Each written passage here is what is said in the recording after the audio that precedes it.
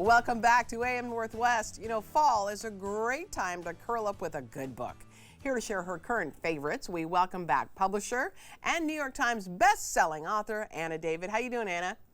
I'm so good, and I have such fun books for you today. Okay, let's start with It Girl, The Life and Legacy of Jane Birkin by Marissa Metzler. Okay, so a few years ago on this very show, I recommended Marissa Metzler's book Glossy, which was about the founder of Glossier. This one, oh, I loved it so much more. The only thing I knew about Jane Birkin was that there was a very expensive bag, the Birkin bag, that was named after her.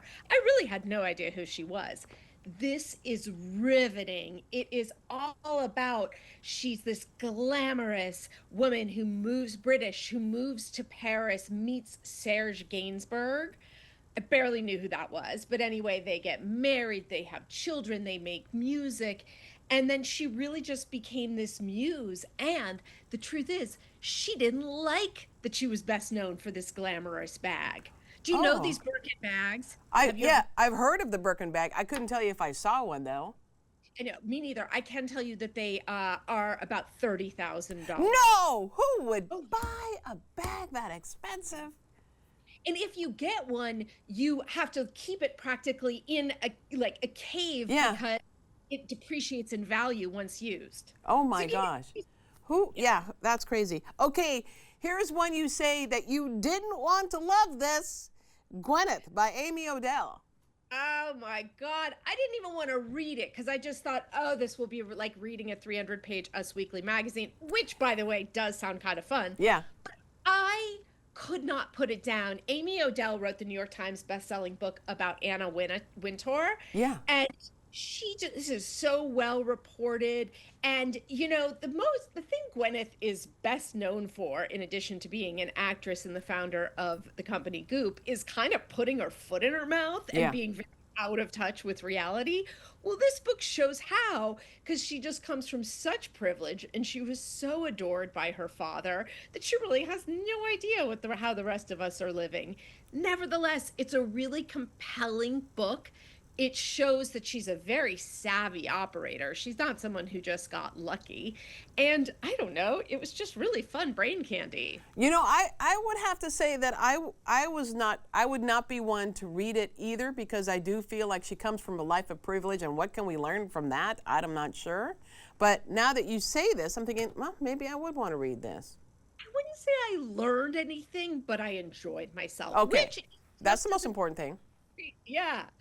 But speaking of learning things, the next one, Good Ideas and Power Moves, 10 Lessons for Success from Taylor Swift by a former strategist for Harvard Business School. Now, Helen, where do you stand on the Swiftie scale? I love Taylor Swift.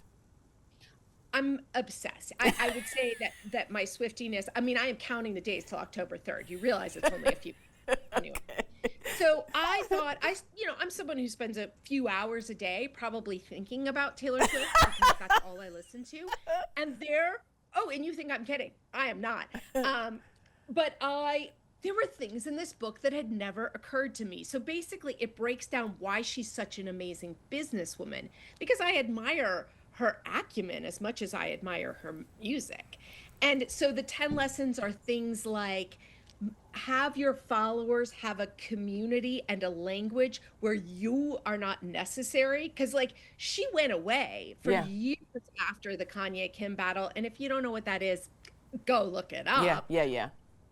And she only grew more popular. So it's that lesson and 9 others. So anybody who wants to be inspired by the business acumen of Taylor Swift must read. Love it. All the Way to the River by Elizabeth Gilbert. Whoa, this one just came out, and boy, is it causing a stir. So the famous author of Eat, Pray, Love, which of course became the hit Julia Roberts movie, wow, has her life changed. The poster child for straight-edged women having very clean spiritual epiphanies.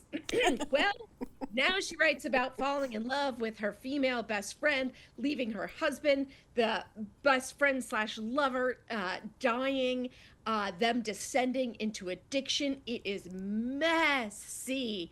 However, Elizabeth Gilbert is a brilliant writer. So if you come for the salacious story, you may stay for the perfect prose. Oh, that is the way to sell a book, Hannah. That is the way. Love It's true. She doesn't need my help. No. But it's true. Okay, I can't wait to read that one as well.